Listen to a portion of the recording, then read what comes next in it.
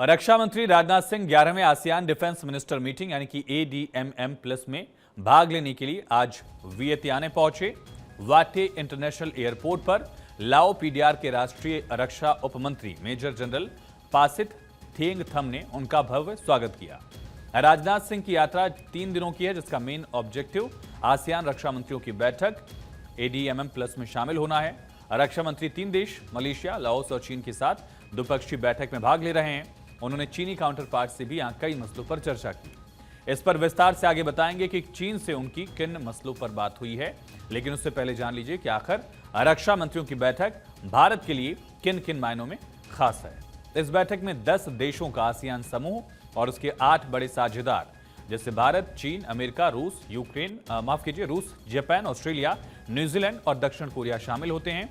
Laos इस बार ADMM+ की मेजबानी कर रहा है और इस मंच पर सदस्य देशों के बीच रक्षा और सुरक्षा मुद्दों पर डिस्कशन किया जा रहा है।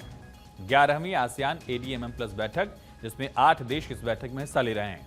शिखर सम्मेलन में समुद्री सुरक्षा और आपदा प्रबंधन जैसी दबावपूर्ण सुरक्षा चुनौतियों का समाधान करने के लिए आसियान देशों और भारत, चीन और संयुक्त राज्य अमेरिका समेत 8 प्रमुख भागीदारों के रक्षा मंत्री एकत्रित होते हैं। ADMM+ आसियान में सर्वोच्च रक्षा सलाह और साझेदारी तंत्र है। ADMM+ आसियान सदस्य देश जिसके ब्रुनेई, कंबोडिया, इंडोनेशिया, लाओ PDR, मलेशिया, भारत का पड़ोसी देश Myanmar, Philippines, Singapore, Thailand, Vietnam के अलावा इसके 8 समाज साझेदार हैं, जिसमें खुद भारत भी है, अमेरिका है, चीन है, रूस, जापान, दक्षिण कोरिया, ऑस्ट्रेलिया और न्यूजीलैंड शामिल है। इन देशों के लिए सुरक्षा और रक्षा सहयोग को मजबूत करने का एक मजबूत मंच है।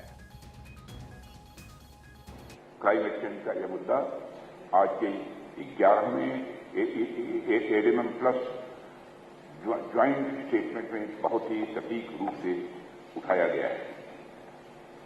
एक्सेलेंसी, डिफेंस डोमेन में क्लाइमेट चेंज के प्रति रेजिलियंस को बढ़ाने के लिए मल्टी स्टेक होल्डर एंगेजमेंट की आवश्यकता है। क्लाइमेट चेंज के इम्पैक्ट्स को मैनेज करने से लेकर इनोवेटिव सॉल्यूशंस डेवलप करने में यह एंगेजमेंट सहायक होगी। इन सॉल्यूशंस में वल्नरेबल पॉपुलेशन और हमारे डिफेंस इंस्टॉलेशन की सुरक्षा सुनिश्चित करना भी शामिल। भारत 1992 में आसियान का समाज साझेदार बना और पहला ADMM+ 12 अक्टूबर 2010 को हनोई, वियतनाम में आयोजित किया गया था। 2017 से ADMM+ मंत्री आसियान और प्लस देशों के बीच सहयोग को बढ़ावा देने के लिए सालाना बैठक कर रहे हैं। लाओ PDR 11वें ADMM+ का अध्यक्ष और मेजबान है। इस बैठक के दौरान चीनी अधिकारियों से भी रक्षा मंत्री राजनाथ सिंह की मुलाकात हुई। राजनाथ सिंह ने लाओस के वियतनाम में अपने चीनी समकक्ष यानी डोंग जून से द्विपक्षीय बातचीत की। चीन के राष्ट्रीय रक्षा मंत्री एडमिरल डोंग जून ने लाओस में 11वीं आसियान रक्षा मंत्रियों की बैठक प्लस ADMM+ के दौरान द्विपक्षीय बैठक के अवसर पर रक्षा मंत्री राजनाथ सिंह का स्वागत किया। ये मुलाकात ऐसे समय में हुई जब भारत और चीन ने हाल ही में पूर्वी लद्दाख में लंबे समय से चल रहे तनाव को कम करते हुए डेमचोक और देपसांग में टकराव बिंदुओं से सैनिकों को पीछे हटाया और इस पर समझौता किया। दोनों देशों ने इन विवादित क्षेत्रों में लगभग 4.5 साल बाद फिर से गश्त शुरू की है। ये बातचीत ऐसे समय पर हो रही है जब दोनों देशों के रिश्तों में सुधार की उम्मीद जग रही है। राजनाथ सिंह ने भारत चीन रिश्तों को शांति और सहयोग पर रिश्तों को बनाए रखने की बात कही। बैठक ADMM+ के दौरान हुई, जिसमें सुरक्षा मुद्दों पर भी विचार विमर्श किया गया और ये बैठक दोनों देश के सैन्य वापसी यानी डिसएंगेजमेंट और तनाव कम करने के लिए हुए समझौतों के बाद पहली बैठक है। इस बैठक में सीमा पर शांति और स्थिरता बनाए रखने के साथ कई मुद्दों पर चर्चा की गई है। बैठक में रक्षा मंत्री राजनाथ सिंह ने इस बात पर जोर दिया कि भारत और चीन जैसे विशाल देशों के शांतिपूर्ण संबंध न सिर्फ एशिया बल्कि वैश्विक शांति और समृद्धि के लिए भी महत्वपूर्ण है। राजनाथ सिंह ने कहा कि हमें सहयोग पर ध्यान केंद्रित करना चाहिए, संघर्ष पर नहीं। इस बैठक में 2020 के सीमा संघर्ष की घटनाओं से सबक लेकर भविष्य में ऐसी घटनाओं को रोकने और विश्वास बहाली के उपायों पर सहमति बनी है। रक्षा मंत्री ने वास्तविक नियंत्रण रेखा यानी कि LAC पर तनाव कम करने के लिए हमेशा संवाद और सहयोग पर भी जोर दिया है। रक्षा मंत्री ने इस बात पर भी जोर दिया कि भारत और चीन के संबंधों में सुधार से वैश्विक स्तर पर सकारात्मक प्रभाव पड़ेगा और इस बातचीत को भारत और चीन के बीच द्विपक्षीय संबंधों में एक पॉजिटिव टर्न के तौर पर देखा जा रहा है।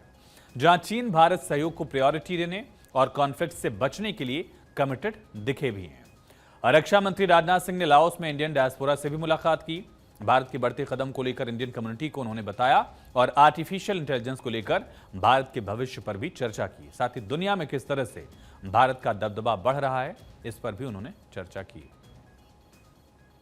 अब से आर्टिफिशियल इंटेलिजेंस का एक समय जमाना है, चारों तरफ बहुत चर्चा हो रही है, फला देश आगे निकल रहा है, फला देश। आज मैं फोरकास्ट आपको कर रहा हूं, आर्टिफिशियल इंटेलिजेंस में जल्दी ही कुछ ही वर्षों के अंदर भारत नंबर 1 बनेगा। क्योंकि आर्टिफिशियल इंटेलिजेंस के लिए जो भी चीजें चाहिए, वो सब कुछ भारत में मौजूद है। अब आपने देखा होगा इस समय जो लगभग 2.5-3 साल से रशिया और यूक्रेन के बीच लड़ाई चल रही, जो ही यह वार शुरू हुई थी, बराबर रशिया की तरफ से भी बम, तोप, गोली, मिसाइल चल रहे थे, यूक्रेन की तरफ से भी चल रहे थे। वहां भारत के बहुत सारे स्टूडेंट्स, अप्रोक्सिमेटली मोर देन 30,000 के स्टूडेंट्स जो है यूक्रेन में पढ़ते हैं। कोई मेडिकल कोर्स कर रहा है, कोई इंजीनियरिंग कोर्स, कोई मैनेजमेंट कोर्स। स्वाभाविक है कि उनके फादर मदर, उनके गार्जियन जो भारत में रहते हैं, उनको इस बात की चिंता हुई कि क्या होगा हमारे बच्चों का। वो प्राइम मिनिस्टर से मिले, उन्होंने कहा साहब जो भी हो हम नहीं जानते, लेकिन जैसे भी हो इस समय बराबर बम, तोप और गोले चल रहे हैं, मिसाइलें चल रही हैं, कब हमारे बच्चों की जिंदगी चली जाए कुछ कहा नहीं जा सकता। आप उन्हें भारत ले आइए, जो काम दुनिया का कोई देश नहीं कर पाया उसको भारत ने करके दिखा दिया।